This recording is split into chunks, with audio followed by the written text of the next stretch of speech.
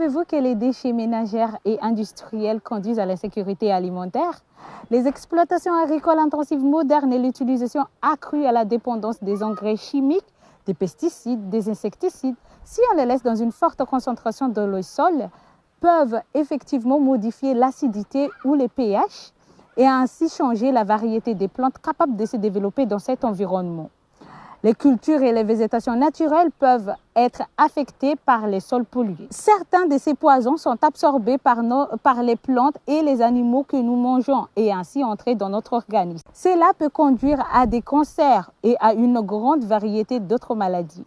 Une grande partie de nos déchets sont soit incinérés, causant des problèmes potentiels de la pollution de l'air, ou enterrés dans des sites d'enfouissement où les lessivages s'accumulent et causant aussi des problèmes pour l'avenir, ce qui conduit à la toxicité et à l'infertilité du sol. C'est la raison pour laquelle nous avons créé le projet intitulé Cooltal, qui consiste à la restauration du sol par traitement. Cette méthode nous permet de réduire la pollution du sol et les rendre fertiles sans pour autant utiliser des produits chimiques. Et pour cela, nous allons former les paysans sur les traitements du sol à partir des tri et recyclage des déchets des matières organiques, fabrication des fumiers à partir des défécations des animaux et l'utilisation des litières, des matières qui sont tous déjà à leur disposition. Cette méthode permet non seulement d'améliorer la structure du sol en matière organique, mais aussi il nous permet de réduire le taux des déchets éparpillés, donc réduire la pollution de l'air. Grâce à notre méthode d'utilisation des matériaux bio pour le traitement de notre sol, nous consommerons que des produits bio bons pour la santé.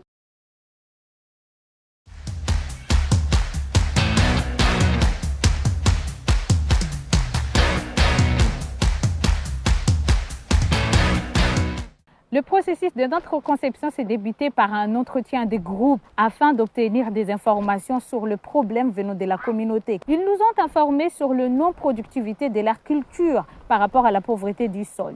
Et des brainstorming ont été faits afin de générer des idées pour trouver des solutions à ces problèmes.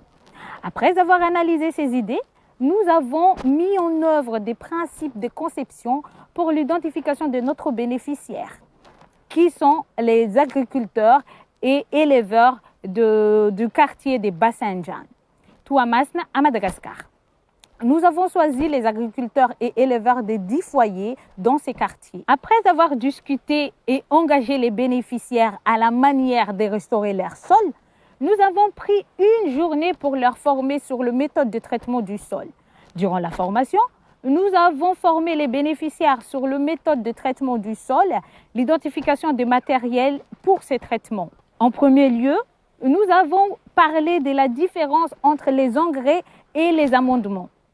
L'amendement, il y a 3 fonctions principales. Amélioration de la structure physique du sol, améliorer et booster la vie du sol et en 3e fonction, apport des éléments nutritifs, mais en petite quantité. C'est l'amendement qu'on va fabriquer pour traiter notre sol. Néanmoins, nous allons fabriquer des engrais pour notre culture.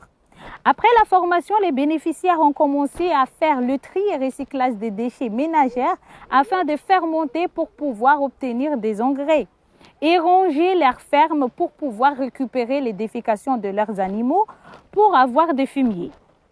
Pour pouvoir faire les suivis et évaluations de notre projet, nous les visitons 2 fois par semaine pour voir où ils sont, comment ils ont fait pour faire monter leurs déchets et les défécations des animaux.